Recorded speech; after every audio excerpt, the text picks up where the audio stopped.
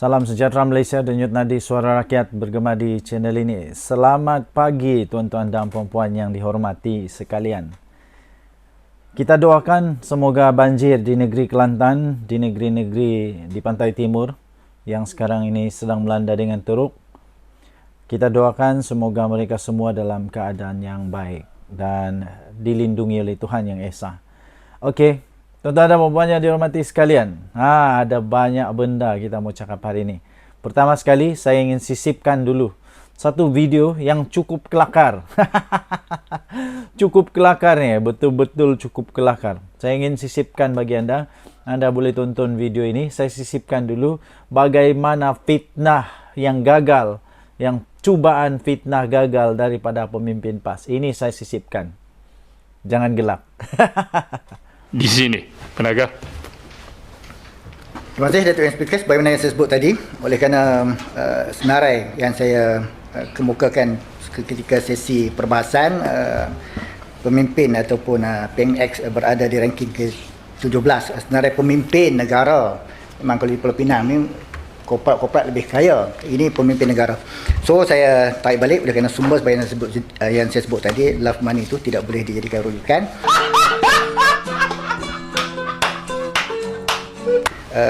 Okey, tuan-tuan dan puan-puan, apa pendapat anda? Lucu, memang lucu. Mereka cuba memfitnah Perdana Menteri Datuk Seri Anwar Ibrahim, tapi alih-alih ada satu The Coverage ini, ada satu laman web The Coverage. Ini dia tidak tahu pula. Ini diorang tidak tahu pula. Kenapa diam-diam? Kenapa tidak tanya Mahathir ini? Wow. Menurut The Coverage, ini anda boleh masuk ini ya. Menurut The Coverage, kekayaan Mahathir adalah lebih kurang 188 bilion ringgit Malaysia. Woi, ini diambil daripada mana? Microsoft MSN.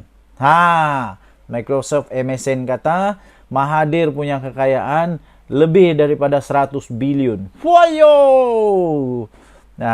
Patutlah kalaulah betul, inilah mungkin sebabnya Mahathir takut untuk mau isytiharkan harta. Bukankah Mahathir kata dia miskin? Bukankah Mahathir kata dia miskin? Tapi kenapa tiba-tiba ini? Dan satu lagi, akhirnya ada satu perenggan yang menarik perhatian saya sisipkan juga bagi anda. Perenggan itu kata sehingga hari ini belum ada penafian daripada Mahathir tentang perkara ini. Belum ada penafian. Kenapa dia tidak menafikan? Cubalah nafikan. Kita harap-harap Mahathir nafikanlah. Kita harap-harap Mahathir nafikan benda ni. Jangan sampai orang betul-betul percaya Mahathir ini sembunyi kekayaan. Mahathir ni sembunyi kekayaan dia. Jangan sampai begitu pula.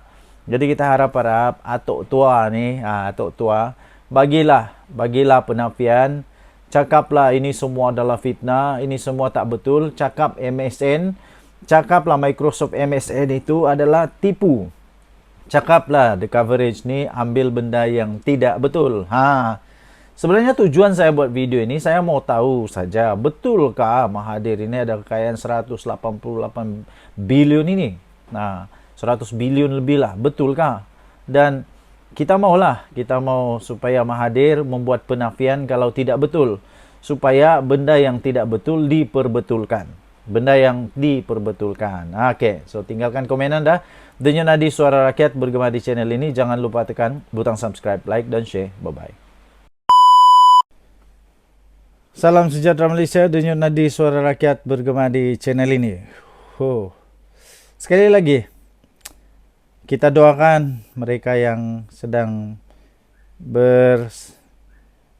bersusah payah, hidup susah sekarang ini kerana banjir di negeri-negeri yang berkaitan, di tempat-tempat yang berkaitan. Kita doakan semoga semua dalam keadaan yang baik. Kita doakan semoga semua yang terlibat dalam usaha membantu mangsa-mangsa banjir juga dijaga oleh Tuhan. Okey. So apapun kita punya pegangan agama, pegangan politik, falsafah dan sebagainya, lupakan dulu perbezaan itu. Kita sama-sama doakan mangsa-mangsa banjir ini. Okey. So Mari kita cerita benda baru pula. Mahathir. Ada apa dengan Mahathir ya? Ada apa dengan Mahathir sehingga namanya disebut sekali lagi, sehingga namanya terkeluar sekali lagi, yaitu berkaitan dengan isu usaha untuk membawa Barisan Nasional keluar daripada kerajaan perpaduan. Sampai Mahathir menafikan. Dia kata dia tidak tahu tentang usaha itu. Hairannya, kenapa pula Mahathir disebut juga? Kenapa pula Mahathir pun muncul nyamannya juga? Apa kaitan Mahathir dengan kenyataan yang dibuat oleh Zahid Hamidi? Bukankah Mahathir manusia paling tidak suka tepuk atap? Tapi akhirnya berkawan juga dengan manusia yang tepuk atap. Dengan yang dia kata tepuk atap lah, yang dia kata rampas kuasa lah, yang dipecat sendiri, yang dia pecat sendiri daripada Bersatu, yang Bersatu sendiri pecat Mahathir daripada Bersatu. Pecat mau mecat lah. Entah siapa pecat siapa sebenarnya. Mahathir pecat Muhyiddin kah, Muhyiddin pecat Mahathir, kita pun tak susah mau cakap lah. Susah mau cakap sebab diorang sama-sama bentuk parti ni. Jadi tidak tahu siapa pecat siapa. Tapi akhirnya berkawan pula dalam SG4. Hebat betul memang. Jadi apa kena mengena Mahathir? Mahathir bilang saya tidak tahu. Dapatlah kalau dia tidak tahu tidak apa. Tapi ada peribahasa bilang apa? Tak akan pokok bergoyang kalau tiada angin bertiup. Tapi sekarang ada banyak walaupun di bawah pokok mengasih goyang tu. Pokok memang dia bergoyang jugalah. Jadi sebenarnya apa ini sebenarnya terjadi? Ini apa tujuan dikasih keluar cerita begini ni? Apa kepentingan? Apa dapat faedah dengan hanya cerita kononnya BN dipujuk keluar daripada kerajaan Madani, kerajaan perpaduan ni? Apa faedah yang dapat daripada ini? Saya pun tak faham apa faedah dia. Jadi bagi anda yang champion, yang pandai, yang penganalisis ke apakah, cuba dulu cerita konon. Jadi persoalan utama kita, kenapa Mahathir punya nama pula kena sebut? Apa kena mengena Mahathir dengan usaha ini yang disebut Zahid itu? Sebab kalaupun ada, perlu orang yang betul-betul geliga otaknya lah untuk bagaimana dapat memujuk Zahid, memujuk BN, memujuk semua MP UMNO. Bukan senang tu. Bukan senang. Hanya orang yang cukup berpengalaman je yang boleh. Tapi bukan Mahathir. Sebab Mahathir bilang dia tidak tahu. Bukan Mahathir. Bukan Mahathir. Ingat, bukan Mahathir. Nanti kita tengoklah siapa pula. Adakah hadiah wang pula? Kita tidak pasti pula. Denyut Nadi Suara Rakyat bergema di channel ini. Jangan lupa tekan butang subscribe, like dan share. Malaysia kita punya, cinta Malaysia aku, kita jaga kita. Bye-bye. Salam sejahtera Malaysia, Denyut Nadi Suara Rakyat bergema di channel ini. Musim hujan sekarang, musim banjir sekali lagi. Sebelum kita mulakan konten kita, sebelum kita mulakan isu kita hari ini, kita ingin mendoakan bersama-sama penduduk-penduduk di negeri Kelantan, di Terengganu atau di mana sajalah, terutama di pantai timur Malaysia yang sekarang ini sudah pun dilanda banjir. Kita doakan semoga mereka semua selamat. Ketepikan dulu politik punya pasal ke apa-apa punya pasal, ketepikan dulu. Kita bersatu hati mendoakan mereka supaya semua mereka dalam keadaan yang selamat. Kita berdoa semoga semua orang yang terlibat di dalam penyelamatan, kerja-kerja dalam banjir dan sebagainya, kita doakan semoga semuanya dijaga oleh Tuhan. Okey, so apa cerita seterusnya? Tahniahlah diucapkan kepada Najib Razak dan Irwan Sarigar yang telah dilepaskan tanpa dibebaskan. Dibebaskan tanpa dilepaskan. Mana satu Mana satu yang betul? Tapi saya kasih sisip kepada anda lah. Ini keputusan mahkamah.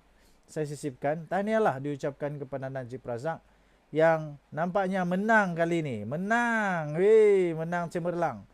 Ini memang sudah ditunggu-tunggu oleh seluruh penyokong Datuk Seri Najib Tun Razak. Sudah ditunggu-tunggu oleh penyokong-penyokong Datuk Seri Najib Tun Razak. Pastinya mereka ingin melihat Najib Razak dapat dibela, akhirnya menang. Tapi ini pecah amanah ataupun ya pecah amanah. Ini kes yang lain. Ini bukan kes 1MDB. Ini kes pecah amanah ataupun kes bersama dengan Irwan Serigar berkenaan dengan harta kerajaan. Jadi ini tidak ada kena-mengena dengan 1MDB ya. Ini tidak kena-mengena dengan 1MDB. Tapi yang pasti beliau telah menang di mahkamah. Jadi saya fikir ini akan membawa satu semangat baru.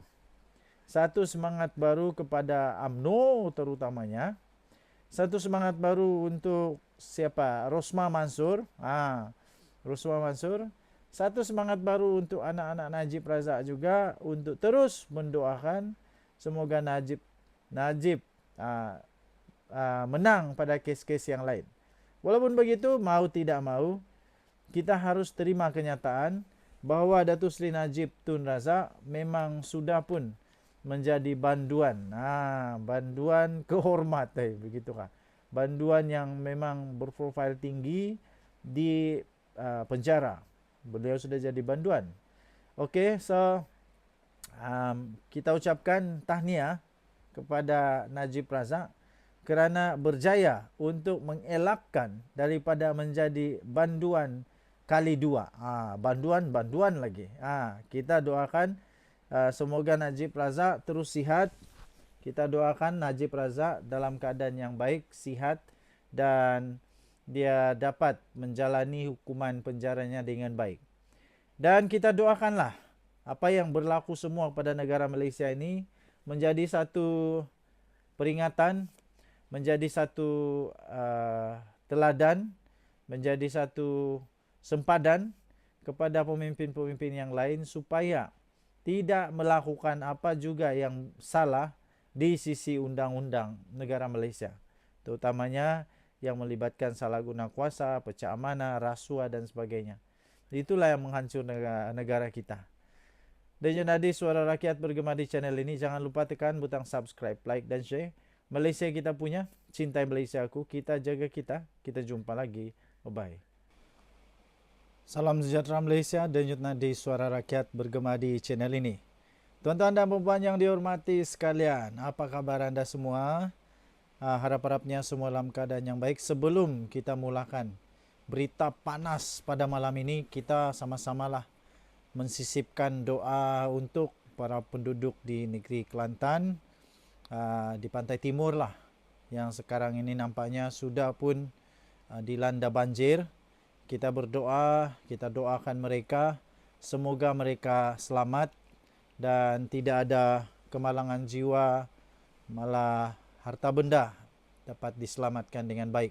Kita doakan juga penguatkuasa, para penyelamat, bomba atau polis atau tentera atau siapa saja yang terlibat di dalam proses menyelamat, membantu mangsa-mangsa banjir. Kita berdoa, kita ketepikan dahulu semua perbezaan dan kita doakan mereka. Okey, so bagi anda yang beragama Islam, doakan. Bagi yang bukan beragama Islam juga, kita doakan bersama-sama semoga semua dalam keadaan yang terkawal. Okey, baik, kita terus masuk ke dalam topik. Rupa-rupanya Saidan Kasim, Saidan Kasim, bekas orang Barisan Nasional, bekas orang kuat UMNO yang telah dipecat, akhirnya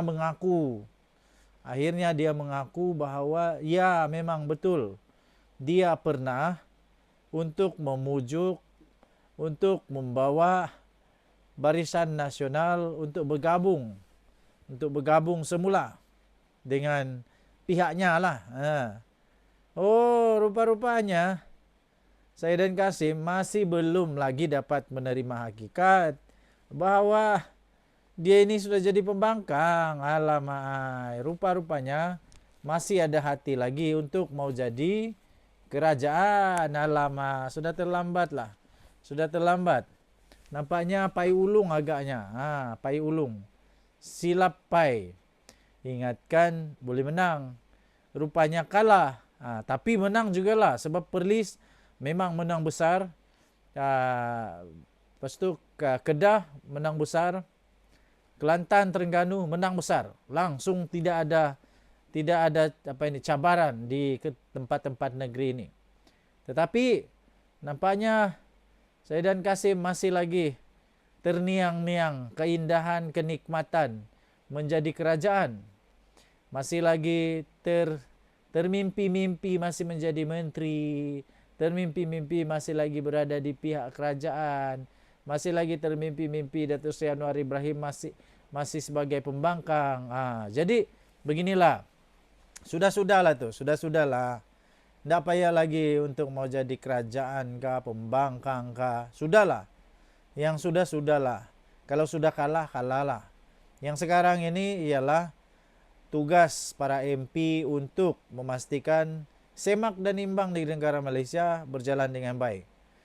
Kerajaan dapat melaksanakan tugas dengan baik.